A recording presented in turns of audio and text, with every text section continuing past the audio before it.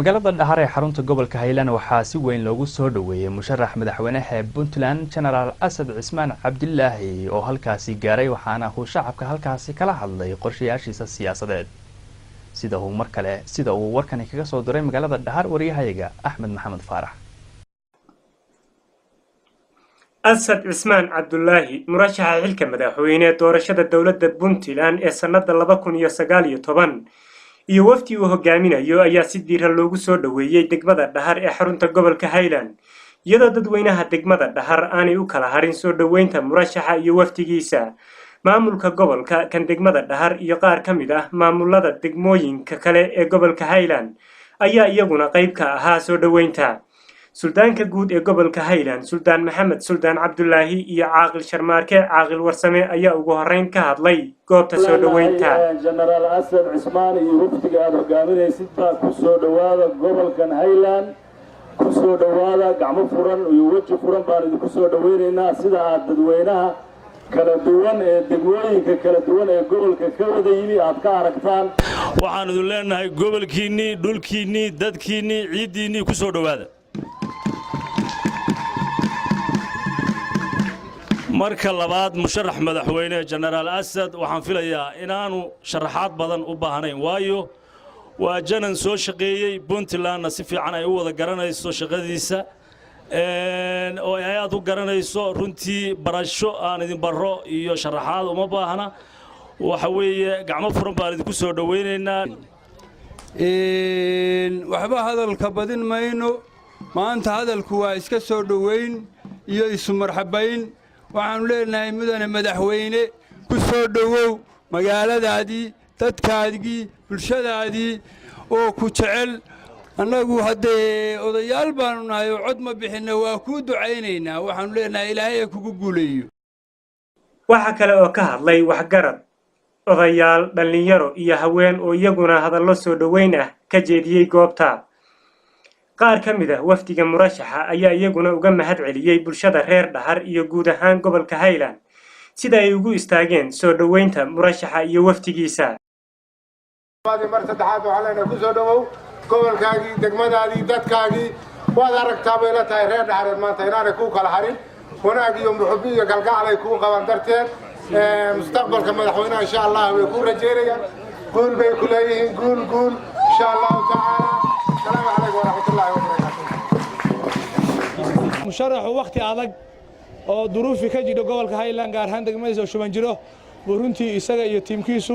wuxuu soo diray agab caafimaad iyo biyo waqti adag bay ahayd waxaan rabaa inaan si gaar ah aan u mahadceliyo musharax madaxasad waxaan ku sheegayaa haddaad madaxweynaha Puntland ku guuleysatid annagu gobolka Highland waxaanu leenahay shal xildhibaan baanu leenahay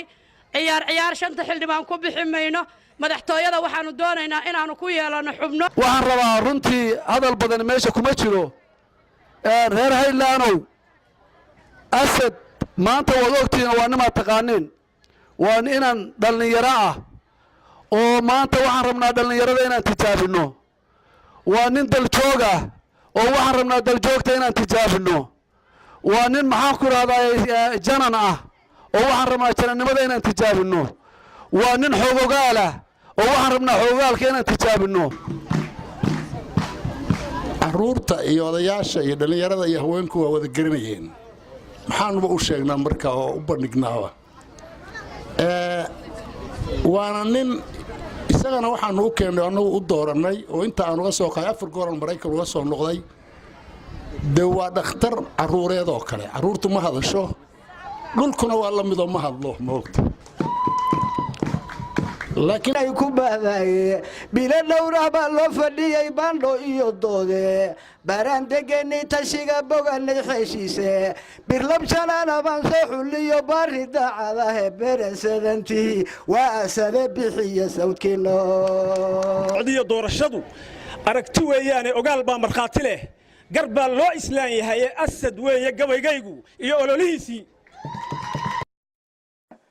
ugu dambeyn murashax Asad Cismaan Cabdillaahi ayaa bulshada soo dhaweysay u jeediyay khudbad dhinacyo badan taabanaysa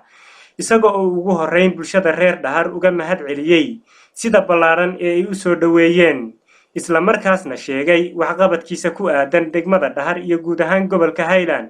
haddii uu ku guulaysto xilka madaxweyne ee Puntland. gaar ahaan magaalada Dhaardhamaantiin waa idin salaamaya waxaan ku salaamayaa salaanta islaamka. Salaamu calaykum waraxmatullaahi wabarakaatuh. waxaan u mahadcelinayaa dhammaan dadweynahan ku nool gobolka Highland iyo dhammaan intii halkan isugu soo baxay aniga iyo wafuudda la socotaba aad baan kugu mahadcelinaynaa mana qiyaasi karno farxadda nagu jirta aniga iyo inta la socotaba ma dhici doonto hadduu Ilaahay yiraahdo hadduu Alle nagu guuleysiyo si aan dalkeen u difaacano ciidan aan mushaar helin meel cidla ah oo aysan ku haysan rasaas booshash tuute kabalaan inuusan cadawga ku helin ballan baan ka qaadiyaa insha Allah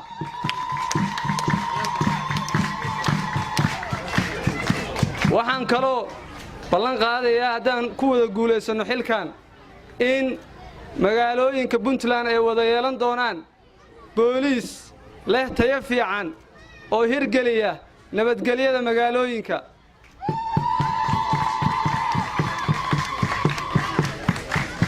markaanu helno ciidan wanaagsan oo dhisan oo hagaagsan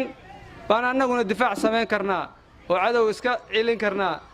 waxaan ballan qaadayaa intaasba insha Allah haddaan ku guuleysto xilka inaan ciidan dhab ah oo Puntland leedahay dhisi doono hadduu Ilaahay yiraahdo kuwa hadda kala daadsanna ururin doono insha Allah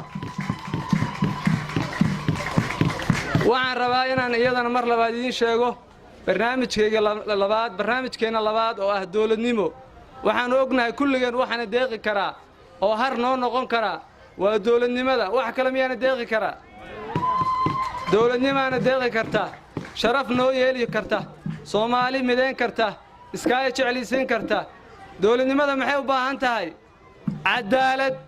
afka waan ka sheegan karnaa dawladnimo laakiin dawladnimo dhab ah oo aasaas ay u tahay cadaalad baan u baahanahay waxaan